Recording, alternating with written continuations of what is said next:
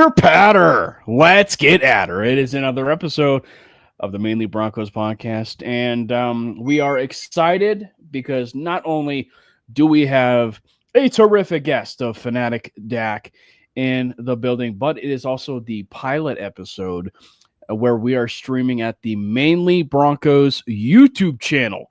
So if you would also not just subscribe to the MHRT Network page on YouTube, but will you be the first subscribe to the Mainly Broncos YouTube channel? So make sure you do that. We have a great show lined up for you guys tonight. We have preseason football, actually football to be talked about. We just had the Hall of Fame game not too long ago with the Chargers and Lions.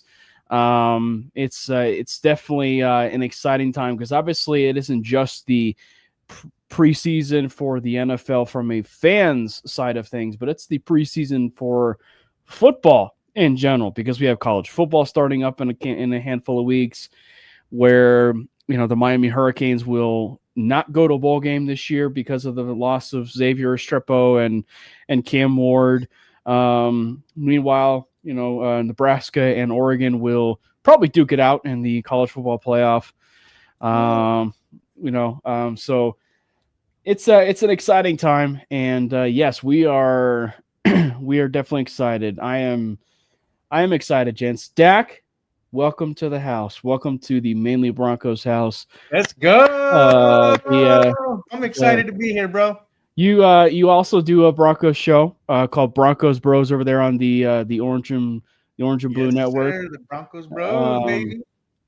How you doing? You doing good? You all braced? If you will, you're bracing up for the first preseason game that is the Denver Broncos. Hell yeah, bro! I'm ecstatic. Football back, any kind of football. It doesn't matter if it's preseason, ladies and gentlemen. It is football, especially Broncos football. So I'm ready. I'm ready. And Pat Bryant's number one fan over there in the top right corner. How are we doing, pal? You doing good?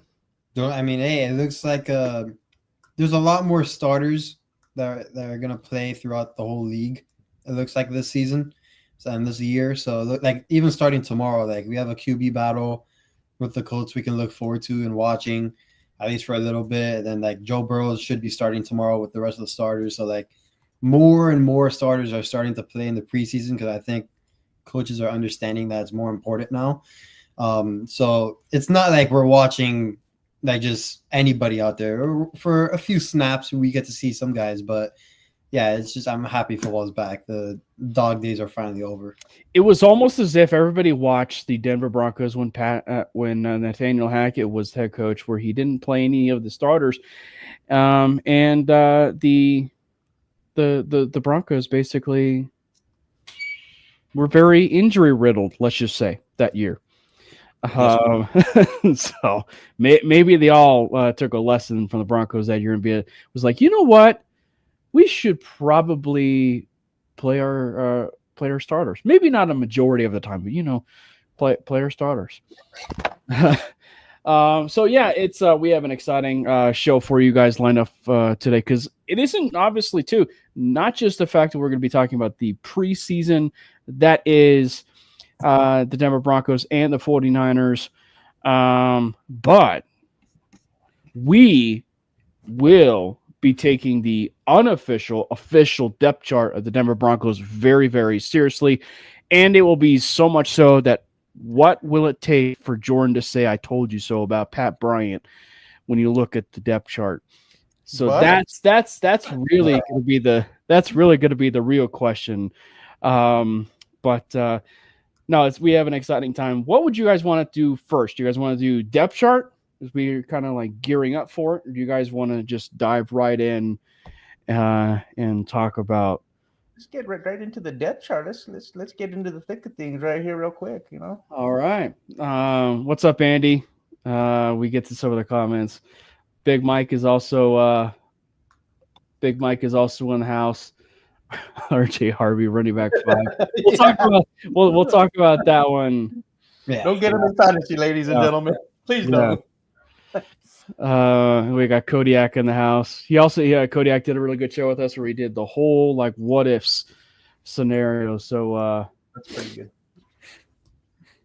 but Oh, yeah. Good and dude. then obviously Chase or Bleepin' Bo next. He was on I should say X and on YouTube. We had a victory. What was a victory lap in the building? Very critical of Franklin, arguably the biggest superstar of training camp, and I know or practices, and it's kind of been that way for maybe day one if you're being honest, like OTAs and everything like that. So like it's kind of like been the story and Pat Bryant, but you know, but Troy Franklin's been basically the talk of camp. And then Ty, for anybody that does not know, Ty Walden also does the Denver Broncos podcast where he does the Incomplete podcast. Nice. So yeah, Ty is in the house. Ty. Yeah. Oh yeah, and he does some show with Jordan over here. Unfortunately, no longer, But Uh-oh. but still my guy though. Yeah. Got nothing but love for you. He's all. Yeah. Yeah. All right, so let's get into this. Let's get into this depth chart. The Denver Broncos released their official first depth chart of the 2025 season, and there is, I think it's so funny when people talk about that Sean Payton hates the rookies, when there is literally a rookie starting right now. If you actually go and look at the punter, Jeremy Crawshaw. He's actually starting. So technically, Sean Payton does not hate rookies. No. Because Crawshaw is starting, as the punter. And by the way, he's like the only other punter that's like on the team right now. Anyway, but Dak, you are the guest of the show. What was your first not serious takeaway of the unofficial depth chart?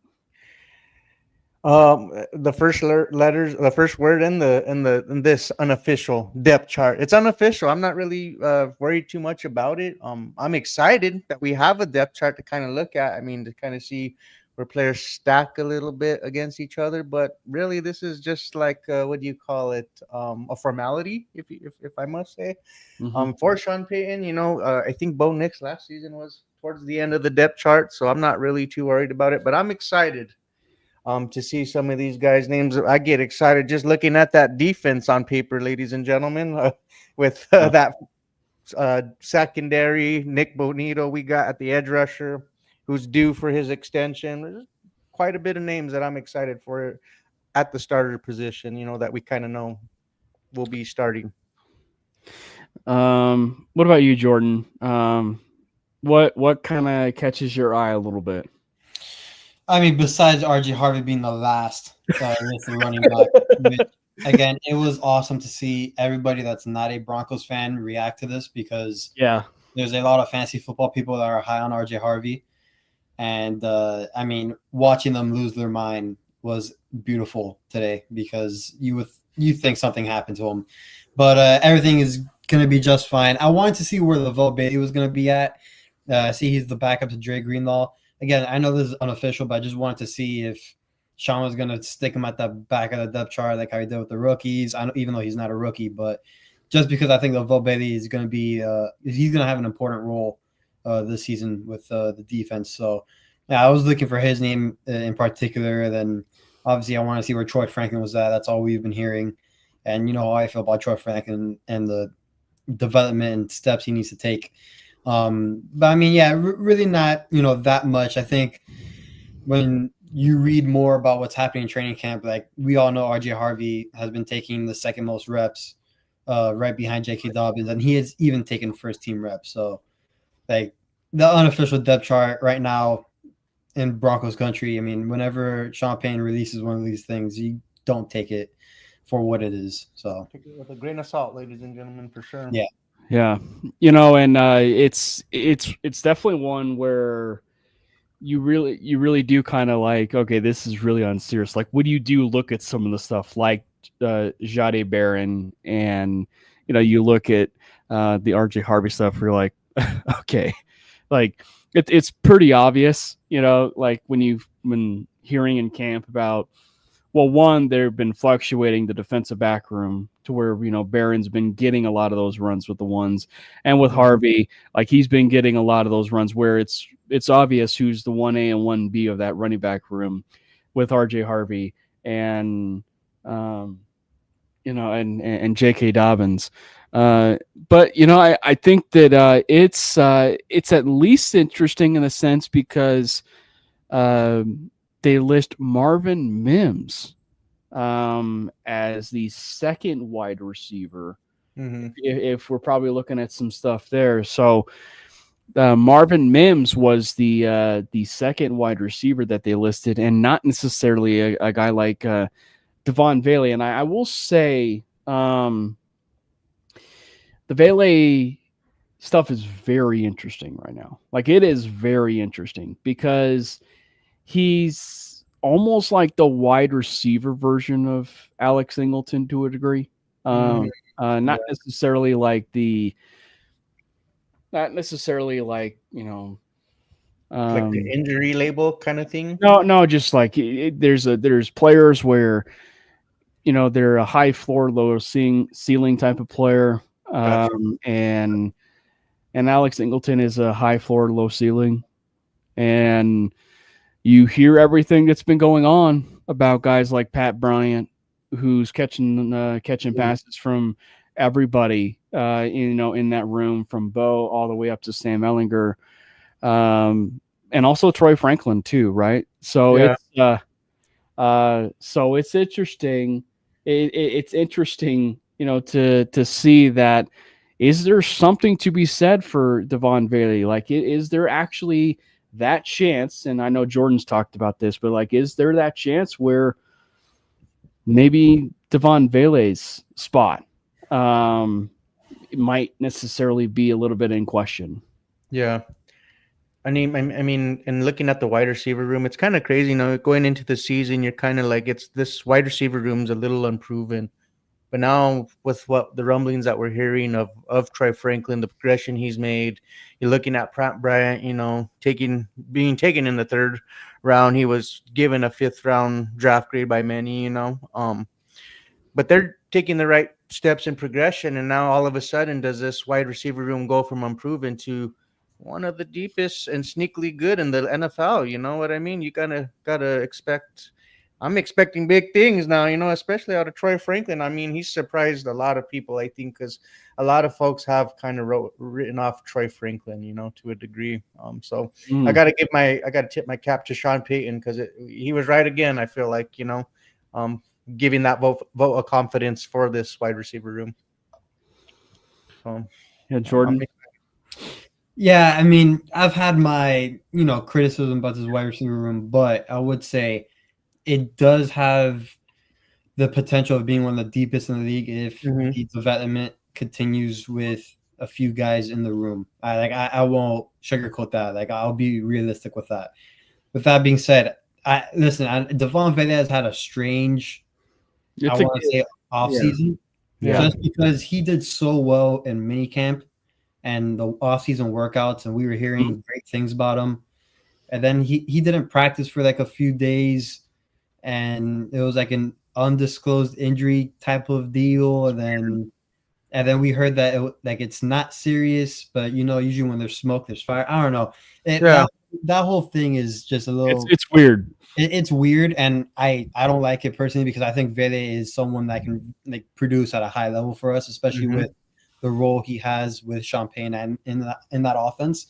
But again, I think it gives an opportunity for, again, like a Troy Franklin, which I think tomorrow, by the way, in the joint practice with the 49ers, I think it's a huge day for Troy Franklin because it's one thing to do it, in practice against us, against your own guys, but to do it against another team in a joint practice, which is like a controlled game and a controlled scrimmage, that's going to be big for him. But it's going to give more opportunities for Franklin, obviously for Pat Bryant.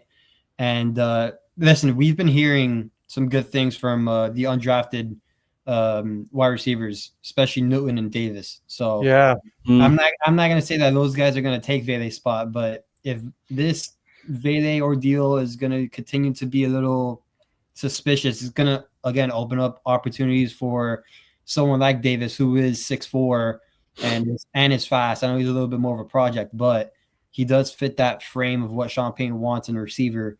And then Newton, even though he's a little bit of a smaller guy, he's still a gadget type of player. So Right. it's going to open up opportunities for them. Well, yeah. Sorry, go ahead, Oh Cameron.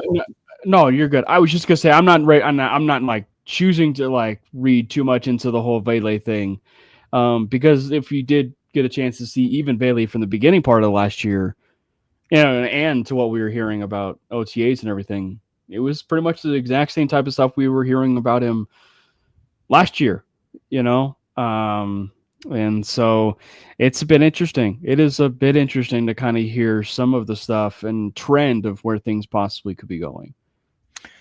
Yeah, and like this wide receiver room, all of a sudden, it's like there's gonna be tough decisions that are gonna be have to be made in terms of who makes this roster, because the wide receiver room is all of a sudden so deep. Do we keep 6? I think so.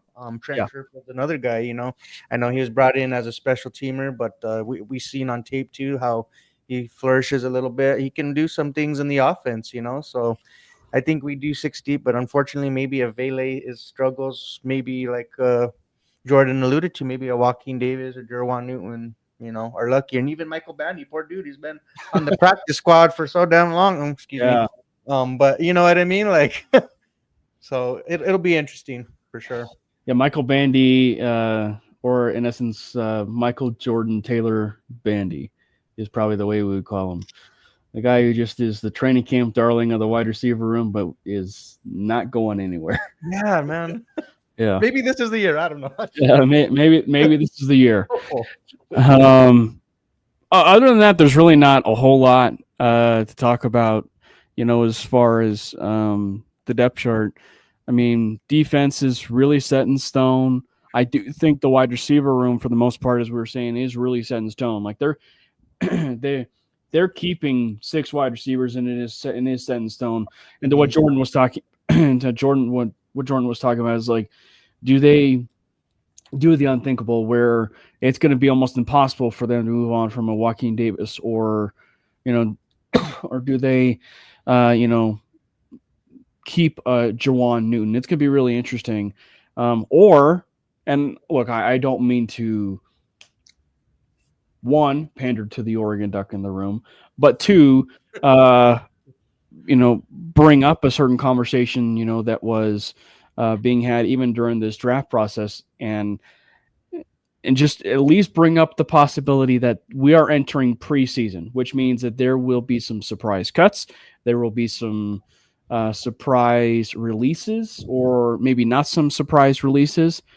But there is a wide receiver, not Emeka Egbuka, with the Tampa Bay Buccaneers, but by the name of Tez Johnson. If by chance, because it is a bit of a deeper room now with Tampa, where he is released, I would not be the least bit surprised if he is on the Denver Broncos practice squad. I will just say that. I would not rule it out. I wouldn't be mad at that either. No. And I know Jordan's a huge Tez Johnson fan, so I'm sure he would, not be upset at that one bit. And again, not to bring too much into that, but I know that, yeah, it's just going to be a little bit interesting. You definitely raised my eyebrows on that, Cameron. So I didn't even think that would be something to look into. So now, well, it's also that time of year too, right? Like where you're entering preseason, you'll have roster cuts. You also have opportunities where Tez might actually surprise some people and land on the 53, right? So, but yeah, so it's going to be a little bit interesting.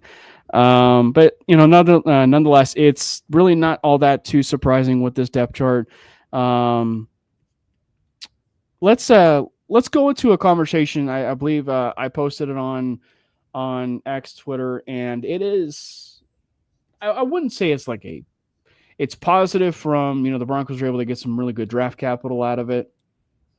and positive in the sense where the player or players did so well, they actually gave the Broncos the opportunity to acquire some better draft capital because of that. And that was the Alberto Cuebanom, Missouri Tigers legend, and Drew Lock's best friend, Alberto Cuebanom, and Trinity Benson, Broncos legend Trinity Benson.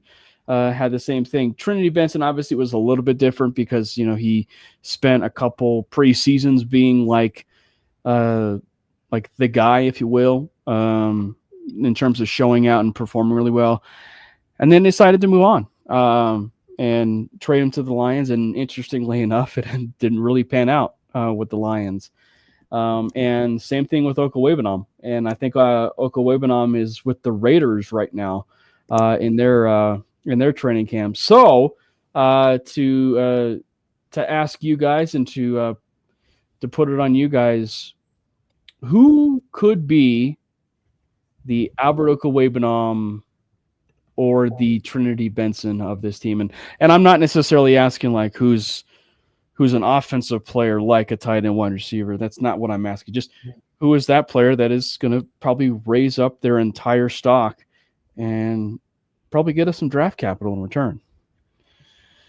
I mean, looking at the wide receiver room, we just hit on, man. There's depth there to be, that you can potentially acquire draft capital for. Maybe a Jerwan Newton if somebody is like, they sustain any kind of injuries, any team, maybe the Broncos look to trade like a 6th or 7th, depending on how much the team really likes him, what the price is.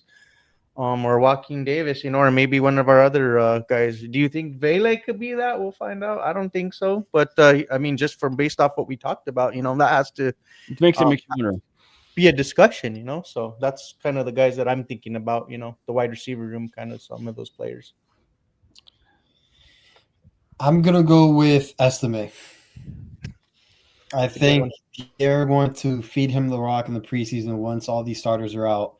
And he's going to have a showing. And unfortunately, there's going to be injuries around the league throughout preseason games and practices going forward. And somebody is going to need a running back, at least for depth reasons, not for starting reasons, but for depth reasons. And I think someone's going to I don't want to say bite on Estime because it sounds like a negative connotation towards Estime. But, I mean, I don't think we'll be using him this year as I mean, I already know Estime was a bit frustrated early on. I don't know if that was a true report or not, but there was rumblings about that. Just between this running back room, between Dobbins, Harvey, Jaleel McLaughlin, even Blake Watson, which we've heard some stuff about. And if they're keeping 4, yeah. So I don't know. I think Estime is the one that he might be the one that gets traded. Good one. I like it. And again, if they're keeping 4, it's going to be some really tough decisions because, I think Jaleel is probably the safest to be a lock, but even then, it fluctuates after JK and Harvey to where your third running backs are going to be a little bit different than Jaleel. Blake Watson and Estime have been really starting to kind of come up now as the last few days and playing well in practice. So it's who you keep for a third and fourth running back is a bit different for who you talk to and for people that you talk to out of camp. Meaning that Jaleel actually isn't necessarily as much of a lock as people think, or depending on who you talk to from camp, they'll say, no, I think that Jaleel is a bit of a lock, depending on who you talk to. So, which usually would open up the door to maybe it's a guy like an Audric Estime, and it's a bit unfortunate because he's younger, right? But it's also one where you kind of have to ask yourself, is it time to bite the bullet and move on? And there's like a Blake Watson in this preseason, because I mean, there's risers throughout the preseason, that's why we play the games, kind of figure out what we have. But does Blake Watson all of a sudden shine to where Sean Payton's like, oh, okay, let's send out Audric Estime. We have that we have that capability to do that now with Blake Watson shining. I think he offers a lot more in the passing game and in the running game than Audric Estime does, in my opinion. So that's something that I'll keep an eye on for sure. And not to get like too much into like the X's and O's and stuff, but like we've been hearing like they're gonna go more into an outside zone scheme, which thank God. I don't see Estime as an outside zone type of back. Like I think that fits J.K. Dobbins and Harvey perfectly, like to the T. I think Jaleel, I think he can be really good at it. I don't see Esme being. He's more of a power back, if anything. And I mean, it's not no shade towards the guy. It's just if you're gonna run an outside zone scheme, I don't see him fitting in that well, especially when we have three other backs that can do that at an exceptional rate. Well, and I'm laughing because it is true. Sean Payton has an infatuation with Tyler the Toilet, Tyler Bidet. And it's one where you almost feel for the guy because you want to talk about a situation where it's almost like the running back version of it's almost like the running back version of Trinity Benson, right? I do think it's going to be interesting. Like, do they get something out of a team where they trade Tyler Bidet? I don't know, but Bidet's like deserving to at least have some like more reps and everything because it's such a weird deal because every single time, right, like every single time he's touching a field, something good is happening, right? And so you really almost feel for the guy. But it's also one where even too for Estime, it's like we're talking about a case where, or maybe even Jaleel at that point, is like ever since he's been here, Jaleel or people in this running back room, the Broncos have added 4 running backs, like 2 last year and 2 this year. So it's just something's got to give, right? Like something's got to give of what this running back room is going to be looking like. I think they're keeping 4, which is going to be one of the fancier questions. I didn't necessarily think that, but I think the one part where it's going to add that necessary value is the new special teams rule, or not the new special teams rule, but the new special teams kickoff, if you will, that they started since last year. And I do wonder if a running back type player will have a little bit more of an impact on stuff like that. And that's probably why you might see maybe Marvin Mims there at times, but like I think it's probably better to have like maybe like a Blake Watson there, right? On something like that. Maybe even a Jaleel. I just don't. He really doesn't have like too much like special teams impact, if you will. But yeah, I don't know. It's going to be really interesting. It's going to be really, really interesting to see how all things kind of unfold a little bit. But yeah, I think that, like I said, the unofficial depth chart or official depth chart, it's really nothing to take too seriously. But what is exciting is we have preseason football. And it is against the San Francisco 49ers, where you just pray that when Dre Greenlaw and Talanoa Hufanga, specifically Dre Greenlaw, if he hits the field against the 49ers, he comes out unscathed. He doesn't have too much emotions hitting the field, where he unfortunately re-injures his groin a little bit. And so I do hope he takes it easy. But joint practices also begin tomorrow. It's actually the first of 2 joint practices, Jordan, where they'll have joint practice against the Cardinals, and then they'll have joint practice against, obviously, the 49ers. And in both cases, they actually play the Cardinals in the preseason, and they play the 49ers in the preseason. Yeah, I like that. Yeah. It's exciting, man. I mean, going into this preseason, and to touch on Greenlaw real quick, it's like I think a lot of what's up, McKinley? What's up, my dog? Just going into like Dre Greenlaw, bro, he has to kind of help us build that trust factor of like not being injured. Like every time he suits up, we're like holding our breath. But the more games that he like strings together of being healthy, like clean bill of health, like I think we'll feel more at ease, once that comes into fruition. So I'm excited though. And last year we had a quarterback competition, and now we don't even have to worry about that. To be honest, you know what I mean. So Yeah, definitely nice.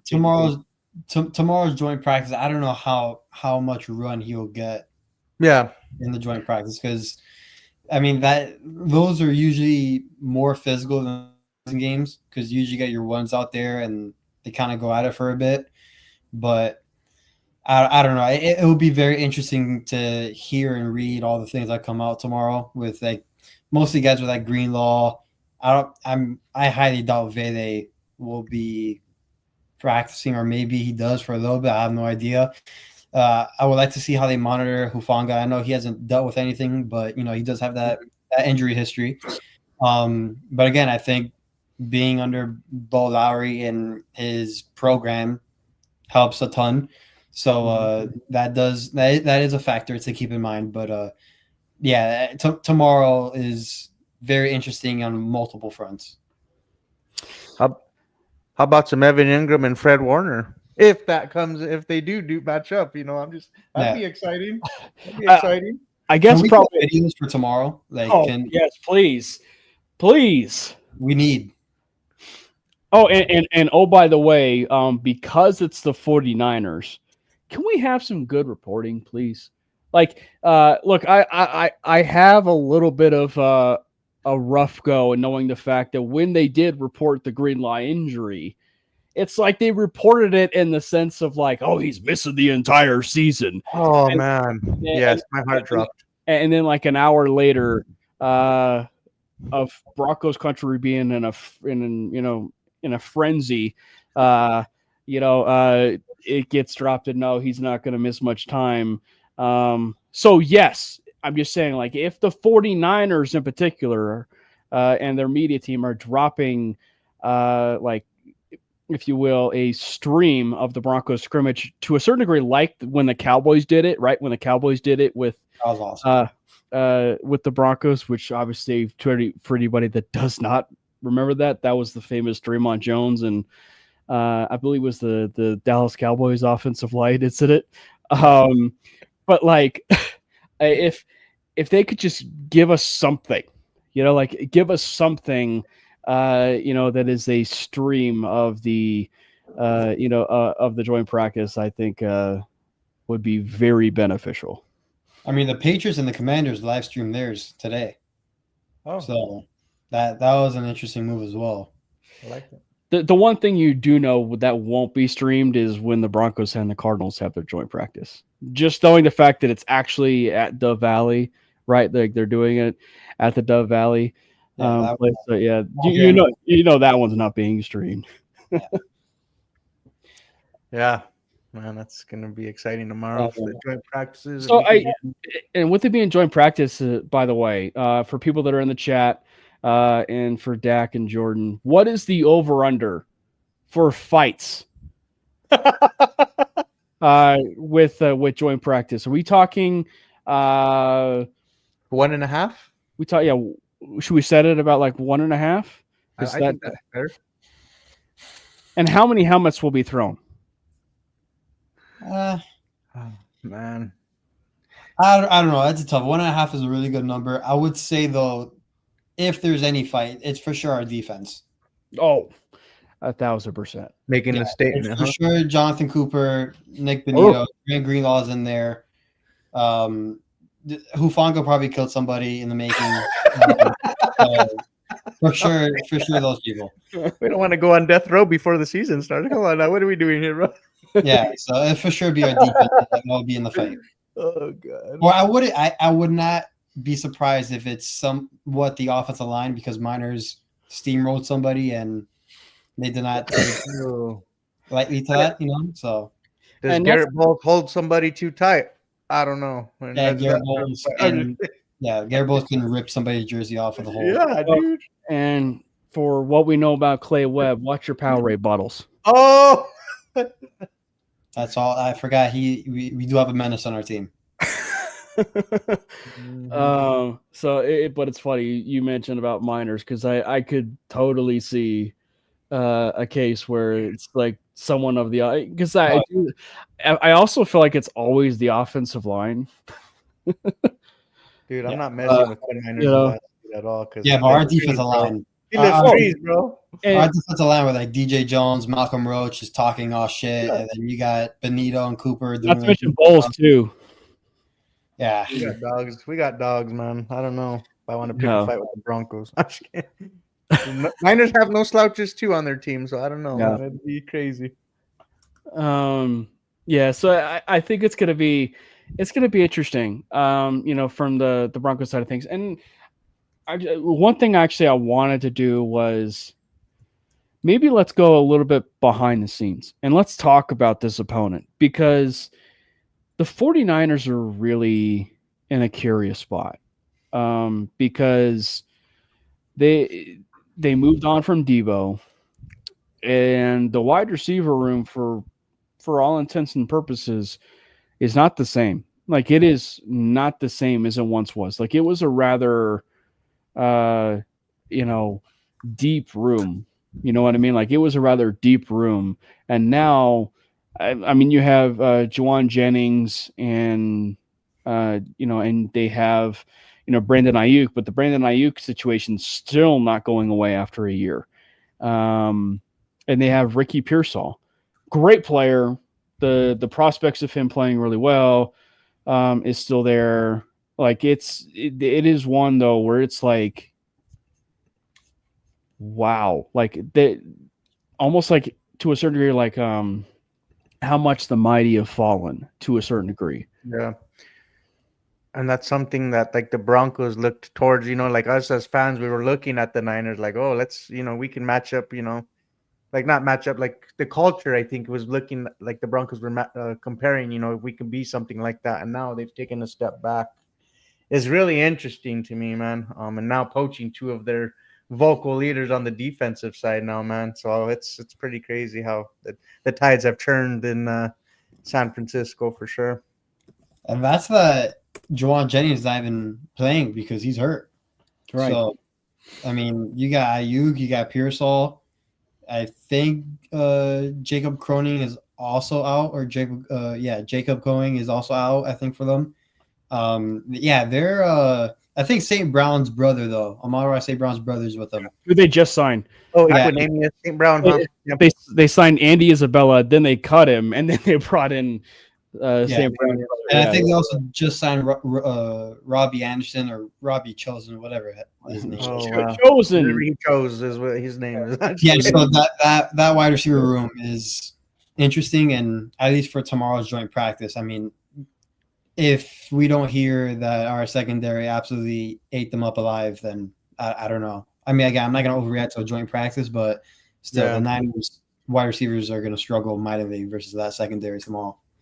Do you feel like their defense really takes that much of a step back? I don't know what website it was that I was looking, but last year they were ranked 11th, and now going into this season, they're kind of projected at 26th. Do you think they take that much of a step back, being they lost Dre Greenlaw, Anna Hufanga? I mean, they did draft some solid talent, but is it enough to fill the void of those guys? I don't know. And the thing is, like, I really liked Malik Mustafa. Coming out of college. But by the same token, it's like he's not a Hufanga. Like, there's a different aggression. It's one of the reasons why, like, I've always been a Hufanga fan. It's like the Troy Polamalu style. Like, he's everywhere. Like he's everywhere, along the field. And, it's one of the reasons why I'm so excited to actually have him be in the hands of Vance Joseph and the defense that they have here, because they are so aggressive and they clearly like versatile players. But I just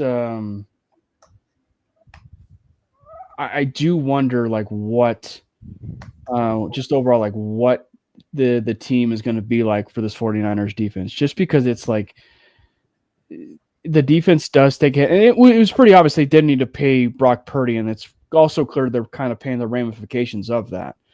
But I just think that the pieces that they once had there, it's not the same defense. It's not the same team, despite the fact it may be led by Nick Bosa. Yeah. I am excited. I will say this: I am excited about Michael Williams that they drafted out of Georgia. Yeah, Yeah, they Solid. are they are they do draft well. going crazy about him. Yeah. I mean, that's the thing with the 49ers is you can't say they do draft well. Yeah, that's true. Besides Michael Williams, I mean, he's a notable name. I know Alfred Collins.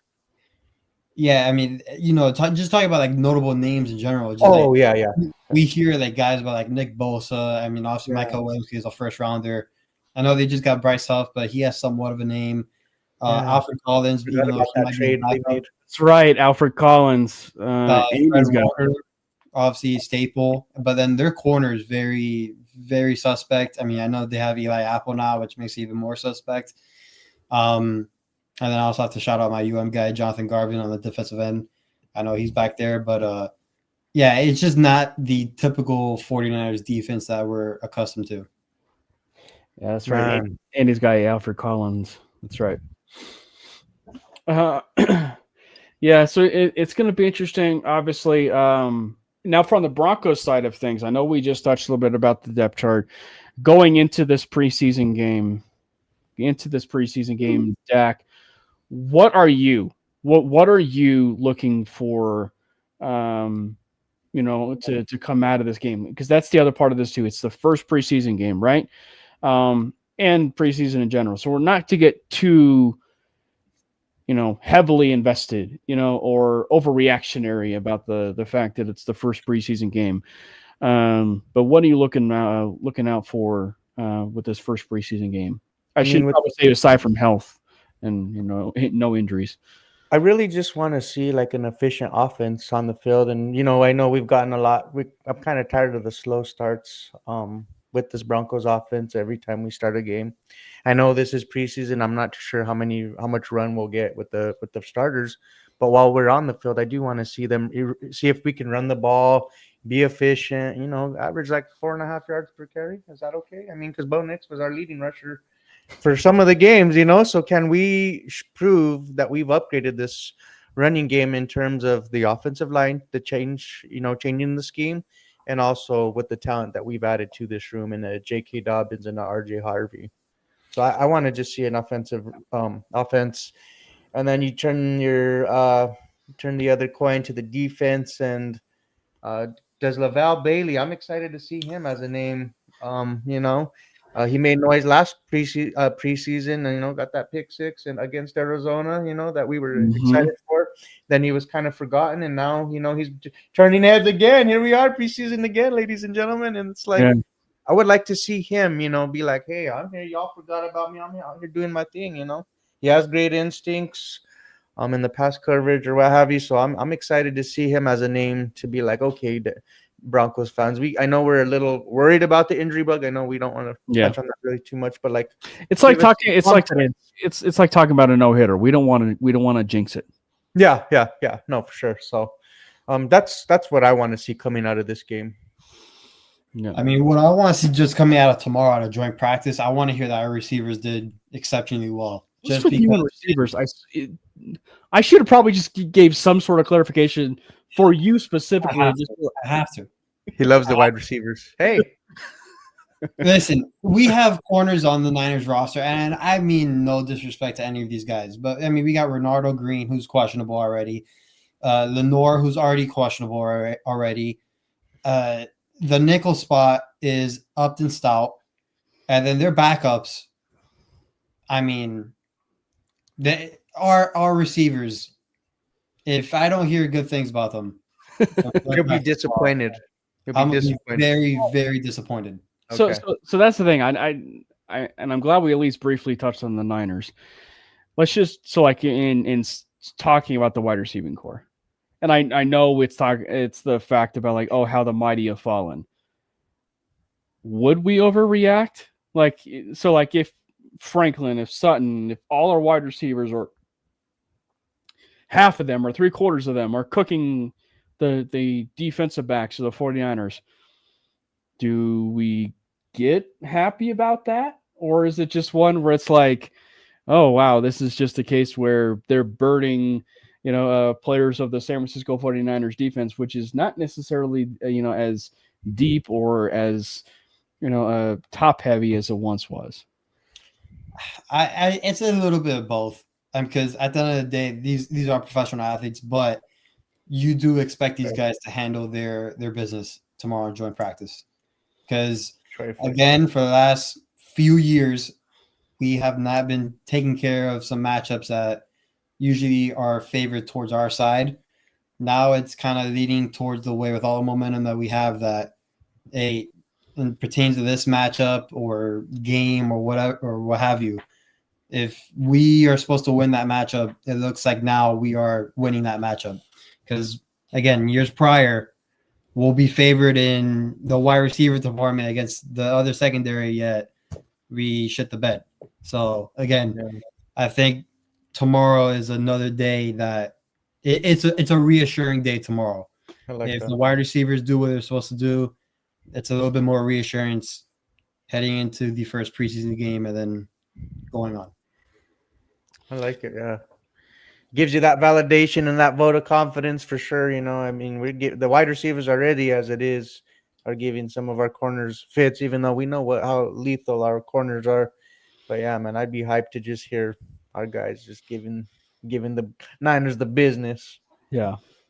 And I think that the thing for me when it comes to the first preseason game, or just preseason in general, is why I'm so excited about it is like preseason is like the ultimate show of what your depth really is, right? Like it is the ultimate show of what your depth really is.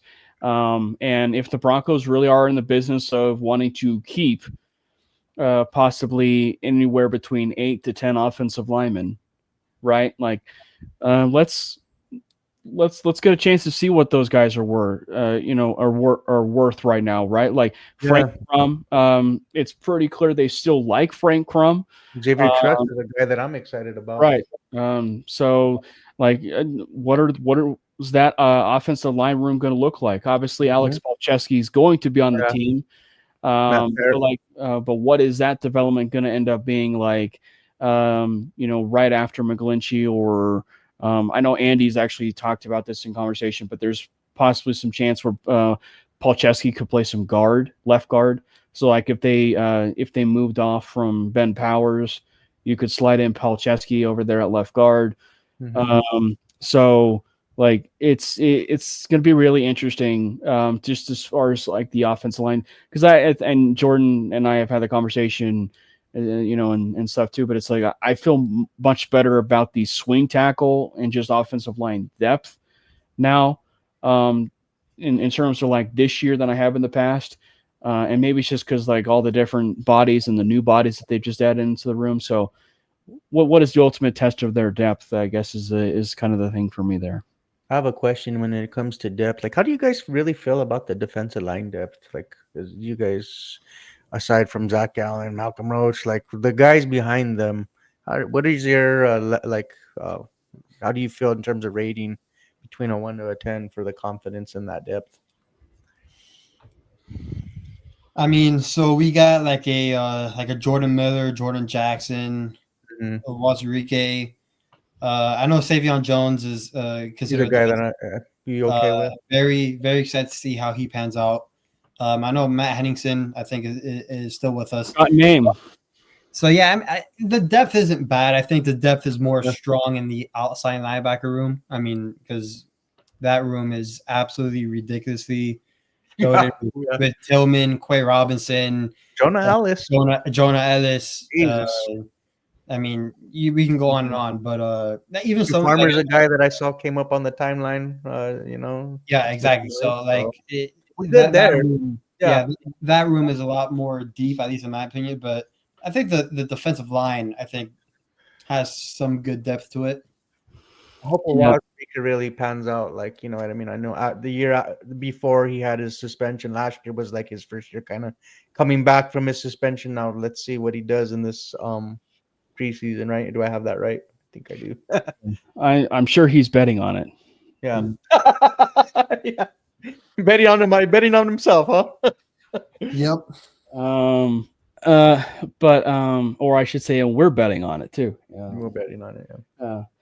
But yeah, I just think it's, for me, it's certainly not necessarily maybe like the Eagles too much to a certain degree, like if we're going to go off of levels, but I do think it's the deepest it's been in a long time, like definitely since 2015. So it's really hard to get to a 10. Like it is really hard to get to a 10 in terms of depth. But I think if you were to put it at like the 8.5, Okay. Somewhere feel under good. there. I can sleep at night with that number Yeah, for sure. I think it's one where you could definitely sleep at night. Yeah. So, and actually, we should probably talk about that too. Speaking of the defensive line, and actually, I'm surprised we had actually going to get a chance to touch on this. We had another contract extension. Raise the roof. Let's go. Yeah, we had another contract extension where priority number one, Uno number one, on the team got locked up. He signed for just north, if you will, of $25 million. And meaning that next up on the list, at least according to Sean Payton, is Nick Bonito. And I don't know if about you guys, but I mean, obviously it's Bonito's going to be the one that's going to take the longest. But I don't know about you. Whenever he publicly says that name, and as it correlates to contracts, I think they might be closer than people think. I don't know. It's just like my speculation. Yeah, that's fair, bro. That's fair. But Jordan, chalk one up. We got Zach Wilson locked up. Zach Allen. Zach Allen. I mean, Cam, what are we doing here? Come on, bro. brother. Good too. We're testing. It's just all about testing. No, but it's very rare when you hear head coaches talk about like extensions, especially with players like on the team right now, like and practicing. It's really, really rare that you hear that. Usually when you hear something like that, maybe they're close to an extension or getting there. I mean, we can already see examples from the other teams in the league and how that's panning out. But we heard Peyton talk about Court, and then I think it was a day or two later he got extended. I think that same day when Court got extended and they asked about Zach Allen got extended. So then now he mentioned Bonito's name last week. So hopefully Nick gets something done. Although to be fair, Sutton's was trigger words, like because he said we're close, right? Like we're close. Yeah. And then come to find out when the deal was agreed to for Zach Allen, Sean said, yeah, it's been kind of close for a while. But it does make you think, Dak, when he does bring up Nick Bonito, it's like, so how close is close? Because so what are we that close or we're this close? I don't know, dude. Because I will say the one thing that is interesting for me is Nick Bonito's comments that he gave to the Denver Post, right? Like, where he said, where he said, he feels pretty good about where they're at, right? Like he feels pretty good about where they're at, and then you hear like where Sean Payne's like, maybe they are a bit closer than people. What's the number you think Bonito ends up getting? I know we've heard anywhere from like 25.5 anywhere to 30, maybe just a little bit over that to sweeten the pot. What do you guys think? What do you say, Jordan? I forgot what Spotrac had his value at. I think 23, bro. I think if I last checked, if I don't quote me on it, please don't. But I think it was around there. It's just it's interesting to see the why value when you talk to or ask certain, even like someone like a Spotrac who is obviously known for all this, but you good, Jordan? That's a fair deal. You're kind of cutting in and out. I was saying that I think a fair deal is around 25. Yeah, I think it's about like where Zach Allen. I think like even my and this might be crazy, but 28 is fine with me because of the cap going to increase. Down the line, it might be a better deal than we find out for edge rushers. Because Micah Parsons looking to get 40 million. Yeah. So here's a question from one of my buddies. Anthony Wright, who does really Anthony does tremendous basketball content, by the way. Nice. He does stuff in the Big Ten, high school, obviously NBA draft. He has his own YouTube channel called The Farm over there on YouTube, so check him out. So Jordan, I know you hate some basketball, or I mean love some basketball. So go check out some Anthony Wright. But he says, will you please trade Bo Nix for Dak Prescott? So crazy. Last offseason we would have. Let's be honest here. Like before we knew what Bo Nix was, a lot of fans would have. There were some Dak rumors. I want to say it was probably created by some Bronco fans. But like there was some Dak stuff of like, oh, I would love to have Dak. I would love to, trade for Dak. And then knowing what we know now and our glorious king Bo Nix, I think we're pretty happy with Bo Chapman Nix in the building. I like the ceiling better. I like the chandeliers are shining in Bo Nix's house. You know what I mean? I like the ceiling better for him. Fun story too about Anthony, by the way, just real quick, is I went to school with him in 8th grade.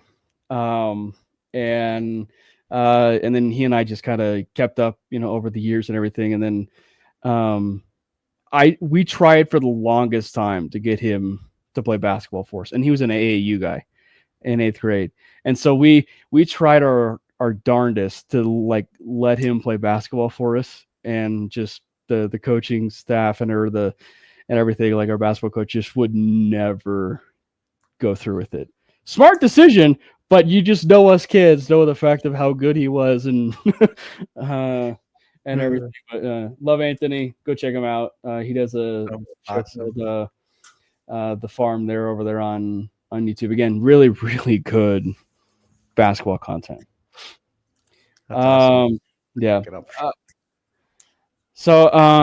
I think it's going to be interesting. As far as like everything goes, as far as the contracts go, because the Benito stuff is interesting. Because I did see Big Mike mention we probably should not extend Benito, right? And it's just like it's kind of he is one where it's like the room that they have, right? The room that the Broncos have is such a fascinating one, because it's like Jonah Ellis is up and coming, and obviously that's one that Jordan and I have been saying is probably in line for the breakout candidate, right? For the defense. I liked him coming into from the draft last season. I was excited when we drafted him. And so like you add him to the room. Q Robinson, who's coming back from injury, he looks nice. But he's got a really good first step.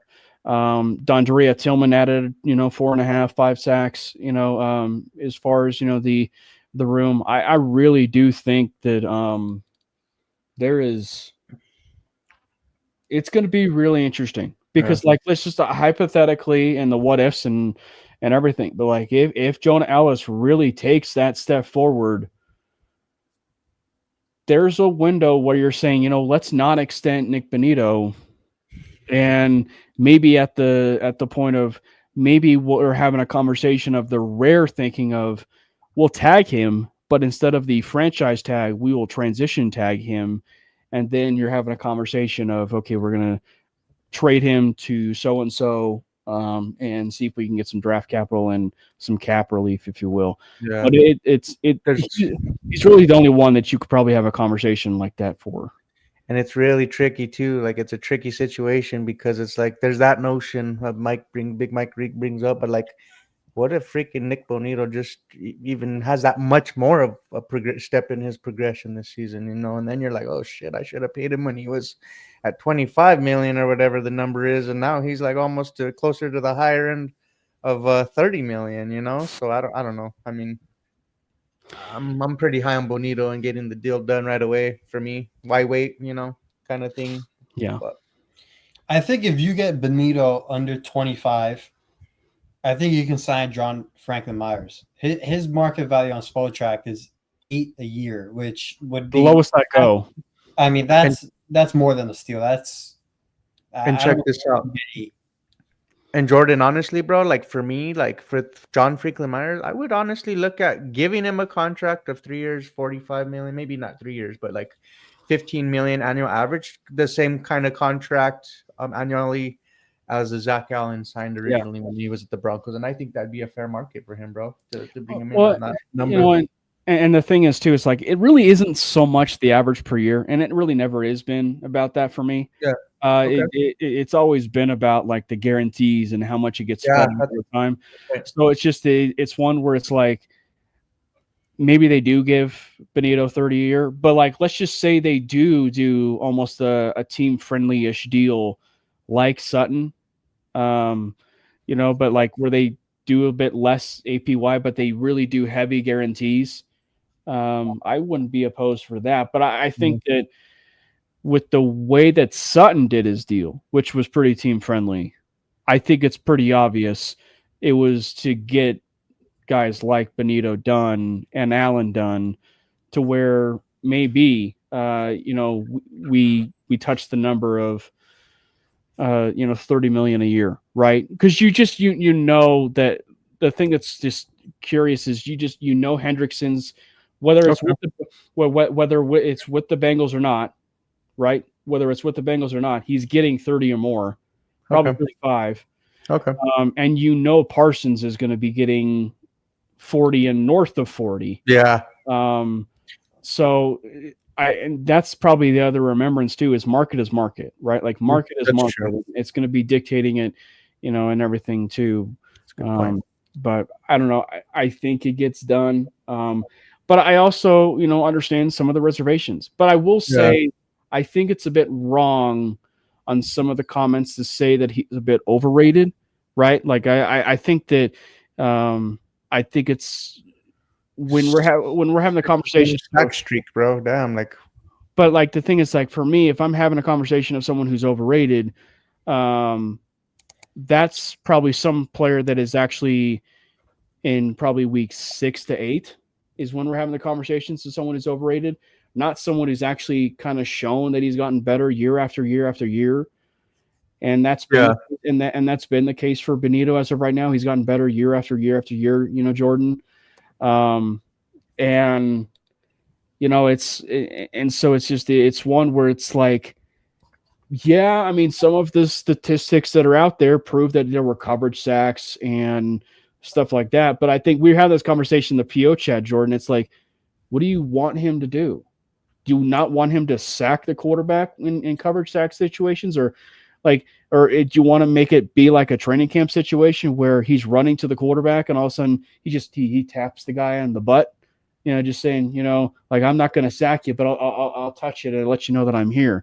It's just like, what do you want him to do? Do you not want him to sack the quarterback on garbage time sacks or coverage sacks or whatever? So it's just like the opportunity presents itself to sack the quarterback. You sack the quarterback. Mm-hmm. Yeah, I think at the end of the day, I know it will be an ongoing discussion until pen hits paper and it gets announced. Yeah. I do think they extend Benito. I don't think it's going to be the extreme number that people may think it is. I could be surprised, yeah. Again, I do think – I don't want to say they'll get a team-friendly deal out of him because I do a team-friendly deal is something like what we've seen from the past. Like I think Zach Allen, if I'm being quite honest, took somewhat of a deal that kind of benefited us because he is worth a lot more, at least in my opinion.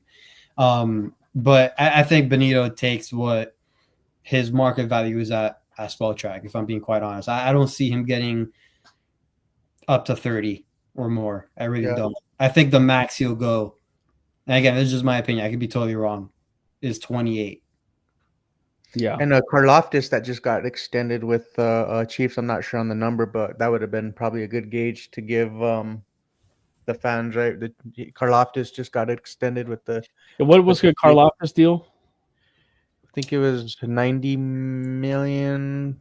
4 years, 90. I have to look. I have to pull it up. Was it 23-ish million a year or something like that? Something like that. Let me see. So actually, the players they compare Nick Benito to, in terms of what he should be getting, is something in between Brian Burns and Bradley Chubb. Bradley Chubb is getting 22 a year, and Brian Burns is getting 28. Oh, I like the Brian Burns. Like you could meet somewhere in the middle. I Some was gonna happy say, medium. and if it's a Bradley 25, I Chubb, guess. I was gonna say if it's a Bradley Chubb deal, that just means we're gonna be trading him for a First rounder. a future head coach at some point. Which I don't know if I like that. Uh, but yes, no, victory lap. You are right. I mean, we do have the Walmart money, and I think that's like the part too, probably to reinforce is just that as much as our salary cap or cap room is getting lower, one thing you can definitively say about this team compared to the Elway years and the Bolin Trust years, we have cash. We got Walmart money, but it is great value. And it's not monopoly money. Yeah. That signing bonus will tell a lot. That signing bonus that Benito will sign will tell a lot. Right. Exactly. Yeah, that's true. That's a good point. I like that. Definitely keep an eye on that. Who do you guys? So obviously, it seems like Benito is on track Yeah. to be that guy. But maybe to ask the $1 million question to us, and I probably we kind of beat around the bush a little bit on it, but it's just like if you were looking at the Broncos and you were looking at the situation, putting yourself in the situation, would you put Benito next, or would you put Malcolm Roach in there? Would you put Jonathan Franklin Myers in there? Would you like if you actually know, and you can put your fan hat on and everything, but just like knowing kind of like with what we know, like would you rather put JFM above Benito? Would you rather put Malcolm Roach above Benito? Would you? For me, man, I mean, I had from before the extension started, it was Zach Allen, then Nick Bonito, and I'd continue with that notion, just Bonito, my number 2 guy, locking him up, just being because I know what I'm getting with him, and he still has room to grow. You know what I mean? So definitely he'd be my guy that I'd be next, and then get JFM in the building and sign him up. Keep as much of that front 7 intact as we can as our strength. I don't know. I was kind of leaning towards JFM and Roach, but I do understand that Benito is probably the sexier pick, at least for fans. Like Candy, yeah. So, and again, I think the Russell Wilson's dead cap comes off next year, which is like 32. If you can fit in Bonito at 25 and then John Franklin Myers at 10, I mean, you'll be over what Russell Wilson's dead cap was. But if you can find a range between that, I think we wouldn't have to stress about that as much as we are. I'd give this front office a standing ovation if they find some way to bring all of those dudes back, right? You know what I mean? Like, so yeah, I'd be excited about that. Yeah, and that's the thing is like, I don't know. It kind of reminds me of the year when Surtain was up, Cooper was up, Liners was up, and there was so much conversation even at that point of like, oh, it's going to be impossible for them to sign, all 3 of them and keep all 3 of them. Well, look what happened. Like that's true. They kept all of them. So I think it's one where I'm not ruling it out. It's just it is a bit unfortunate from the JFM side of things because like you do wish like he could get that pay bump, and knowing the team that we have, the cash that we have, the salary cap that we have, it would be a little bit sad knowing the fact that we wouldn't see JFM get that $10 million a year and a little bit extra guarantees a little bit because we are talking about a player who even dating back to the Jets and then now knowing the depth and everything of the Broncos and where things are at, he's always played second fiddle or third fiddle or fourth fiddle, for the defenses that he's been on. So he deserves his shining moment. He deserves his payday. He does. So it's a bit unfortunate. And then for Roach, we might be talking about him as a JFM replacement, right? Mm-hmm. So it's one where it's like, it's one where it's just, you look at the whole situation. It's like, well, if they do extend anyone, you're probably looking at it from the standpoint of if they extend Roach, then it's pretty obvious they're not going to be extending JFM. And if they extend JFM, they're probably not going to be extending Malcolm Roach. So it's just, I think that's probably the one deal that I would be looking at as far as like, maybe like where they would go. I don't know. I think we can fit their contracts in. Roach is not going to be asking for a lot. We signed them for dirt cheap. What was his deal when was it like $5 million a year or something? I think I want to say it was around $5 million on a 6. His base salary in 2024 was 1.2, and his signing was 1.2. Oh my God! His base salary this year is 2.2. What? Holy! So I don't think he's going to be asking for a lot. He's not going to break the bank for that. His contract was 2 years, $7 million, and he got 2.5 at signing bonus. So what would you rather have? JFM. His contract is not going to be an issue for us. It's not, and I think they can fit Bonito and John Franklin Myers. I think we are just stressed about the fact that we can lose some of those guys. I just think with the cap continuing to rise. Yeah, and do we subtract elsewhere if we feel like it's a crunch? Yeah, I mean, there's just a lot. There's a lot of moving parts that we talk about, but I think all of them are going to get situated. Also, not an ideal situation too is that JFM has somewhat been complaining as of late. Yeah, he wants his money though, man. I can't really put my hands in his pockets if it ain't my money, you know. Kind of thing. That, but also. You may want to keep your mouth shut on social media. You know that drives Sean Payton crazy. It does. You know, this is probably why we don't see Michael Parsons come over here. But that was a topic of discussion. Well, I was gonna say you do see it sometimes with Benito at times, but maybe not so much with JFM. But yeah. But no, it's gonna be it's an exciting time. The Broncos are in the preseason mode. You know, and any other final thoughts as we're kind of like gearing up for this? I'm not gonna ask score prediction, but I will say that this will probably be the first shoot your shot segment of bold predictions for the season. So in light of preseason, let's shoot our shot. We'll start with you, Dak, and do some bold predictions of what do you think we see in preseason number 1? Ooh, my bold prediction is we see RJ Harvey go for a 54-yard touchdown run. 54, baby. Like specifically 54. Not like 55, not like 50 plus. We'll do 50 plus. 50 plus rush. Probably to save your. I was gonna say probably to save yourself. Save me some numbers just in case I said. Don't give me exact. You know, if it did hit 54, you'd be like, "Damn, you're good. You told the future on that one, man." Yeah. I want to see that. Yeah, I'd say that. RJ Harvey taking it to the house. See a lot of Bronco fans happy on that one. I won't go receivers for shooting my shot. Yeah, of course. You're the receiver. Catch. But I will be going with a receiving threat, and I would say Caleb Lohner actually shows us something in the preseason that we can get excited about.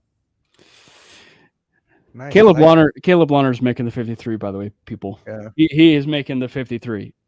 Because, like, the question you have to ask yourself is, are you comfortable having Caleb Lohner in the practice squad?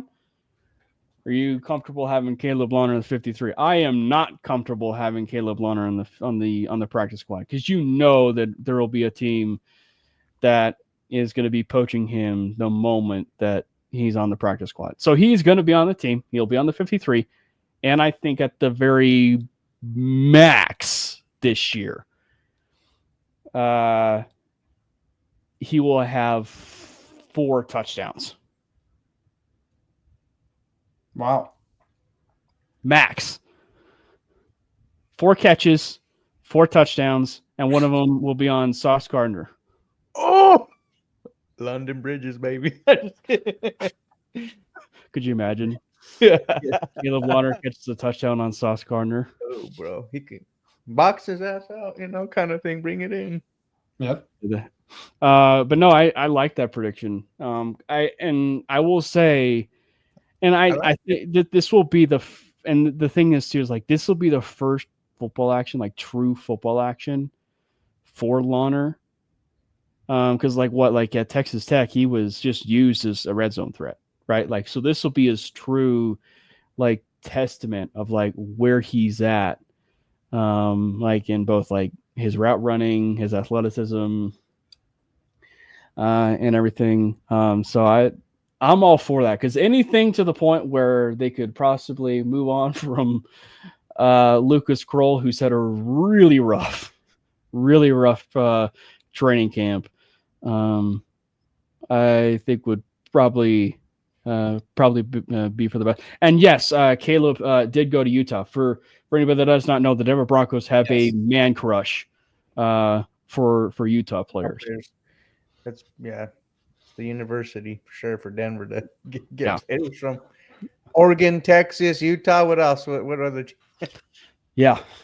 I was gonna say maybe they go and dip into the Oregon pipeline and not so much the Miami Hurricane pipeline. Yeah, they should. No, I don't think so. What players do you guys got that to be excited about, Jordan? Just out of curiosity, seriously, I'm excited For UM. Yeah, just to be excited that I should keep an eye on, bro. There is a wide receiver who his name is Jojo Trader. He was Jeremiah Smith's teammate at Chaminade Madonna down here in South Florida. He did not play much as a true freshman last year because our wide receivers were unbelievably stacked, and I mean we broke all records and stuff. But he will be starting this year. It would not shock me at all if he puts he's not going to put Jeremiah Smith type numbers, but he is going to have those type of flashes. Okay. Thank you, bro. Yes, him, and then also we have a true freshman who I am in love with. He is 6'4". Wow. He is 6'4", and he runs a 4.3. Oh, damn. They are calling him a baby Megatron, and he has been killing it in training camp so far. So I'm very excited to see him. Nice. I'm excited about. I mean, sorry we got off topic with the Oregon Ducks real quick, bro. But like Kenyon Sadiq, who could potentially be a tight end to this Broncos offense. I'm just saying, ladies and gentlemen, he's a monster, versatile. You know how we do with the Oregon Duck connection. You're pandering to Andy now. Man, I love him though, dude. Last year, you seen him jump over that guy in Penn State Big Ten. Yeah. You didn't ask me, but now I'm giving the floor about my Husker guys because everybody loves to hear me and my obsession for the Nebraska Cornhuskers guys. We actually have I'm not kidding. We actually have a son of a Broncos legend on the Nebraska Cornhuskers. Actually two. But Willis McGahee the fourth. No way, dude. That's pretty lit, He's actually from Florida. Maybe Jordan actually knows about him. I actually know about your wide receiver. He's going to be really good. Which one? I'm excited. Barney. Yeah, Barney. Barney Ja'Cory Barney's also. We've been dipping into the bit of the Florida pipeline, and so. Barney is one that's been getting comparisons from Daniel Holgorsen to Tank Dell, and Holgorsen actually coached Tank Dell. So, and of course, since Andy's in the building, Dane Key is certainly one that I would want to file away because the Broncos may need a wide receiver one in 2026, for their team, and Dane Key was statistically a top 15 wide receiver in the country. He's also the brother of Devon Key. Wow.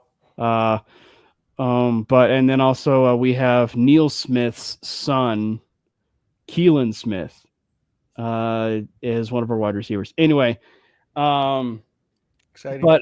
But no. In all seriousness, Ja'Cory Barney is a guy. You have a linebacker, frankly, that I'm really, really high on, who's also from Florida. and that would be Vincent Shavers. He is getting some. He's getting some Levante David type comparisons. I'll just say that. Wow. From Central. By the way, Barney is from my high school, so Oh, that's cool. I've seen him play a few times. Yeah, he's really good. He is really good. He'll be at UM by next year, so don't worry. By the way, not to go too much off topic, but I mean, granted, we've been off topic for the last 20 minutes. But anyway, why don't you tell us about a rumor, Jordan? I know you dropped about Jeremiah Smith, but there was a certain rumor about him in UM. Man, I don't know if I really want to bring it up because it's so heartbreaking, but at the time, there was a real. If anybody doesn't know, I'm here in South Florida in Miami, and I am fortunate enough to have people in UM football that I know that's very connected to stuff. So there was a whole bunch of rumors about Jeremiah Smith, of course, if he wanted to stay home or go to Ohio State. And there was an edit made for Jeremiah Smith that he was going to sign with UM the night prior. It was like around like 11 p.m., 12 a.m. And he asked the guy who makes the edits, his name's like Hawes Fassett. Everybody should know him. He usually makes all the edits for all the high school players committing to the schools. And he told him to make an edit that he's going to UM. And then the very next morning, I guess, that's kind of when the ball started trickling down in Ohio State and Miami was kind of in a bidding war. And Jeremiah Smith just went with his gut. He went to Ohio State. But there was a very, very real chance that he was almost a Cane with Cam Ward. And I would have even put it out if Cam Ward would have given Jeremiah Smith his word earlier and committed to UM earlier as the quarterback. I think we would have seen a Jeremiah Smith Cam Ward connection in Miami. Wow. And I'll say there was also rumors about after the national championship of him possibly returning home as well. So since he already won a national championship and stuff like that, don't be surprised if you hear the rumor once again, so it'll be a rumor until it's not. By the way, the disappointment on Jordan's face, because that's not the only rumor that he told me about, but the disappointment on Jordan's face when he found out that Carson Beck was the quarterback that transferred to Miami, because there was another quarterback that supposedly he was hearing that he was going to be transferring to Miami, and so the disappointment of Jordan's face, though, the fact that Carson Beck transferred to Miami was pretty funny. Yeah, thought we were going to get the Washington State quarterback, Mateer. Yeah, dude, he's nasty, bro. That was very close to happening. That didn't happen. UM was also close on other quarterbacks. Again, I don't mind Carson Beck, but I do think Mateer is really good. What wasn't Ewers one of them? And Ewers was the other one that is famously mentioned. He was very close to returning back to college football. Yeah. Wow. Quinn Ewers did end up in Miami, just not with the Kings, with the Dolphins. Yep. But no, it's an exciting time. College football season is pretty soon approaching. You did steal. That's a big boy right there. Yeah. Thank you guys so much for hopping into the show. It was an exciting show. Make sure you subscribe to the MHRT Network. We are pushing for 2,000 subscribers by the end of the year. And hopefully we could be able to get to that point. And also, we just started. This was the pilot episode. We just started, I should say, on the channel. It was the Mainly Broncos YouTube channel. So make sure you hit the subscribe button for Mainly Broncos on the YouTube channel. And also follow our lovely gents that have been a part of this show, which would be over there in the top right, Jordan Lopez at Jordan 2 Lopez. And, of course, Fanatic Dak. Make sure you follow him over there on socials. You can also follow the other guys who were not a part of this show, and that'd be Brandon Miller at Brandon Miller PO. You can also follow Maddie at Maddie Moles Pod. And for any of the other legends and Bronco fans that were a part of the show, or fans who were part of the show, make sure you get a chance to follow them, of course. And I want to give another huge shout out to Anthony Wright for hopping on the show. It was awesome to have him be a part of the show. And one of those comments there, hope you're well, Anthony, and keep doing what you're doing there with all the basketball content and everything. And we will be doing a recap episode. It'll actually be the very first recap episode of the 2025 season, preseason related. So it's gonna be a lot of fun. Thank you guys so much for hopping on. And as always, we should always remember this point in time and this point of time of year. Let's go Broncos! God bless Bo Nix! Fast lane when I pass in the street, bag of money in the passenger seat. Simcoe's been asking for me on the road from the west to the east. Way up, I might never come down, cause the coast racking up the flight miles. So high, I might never come down, so what, this is my lifestyle.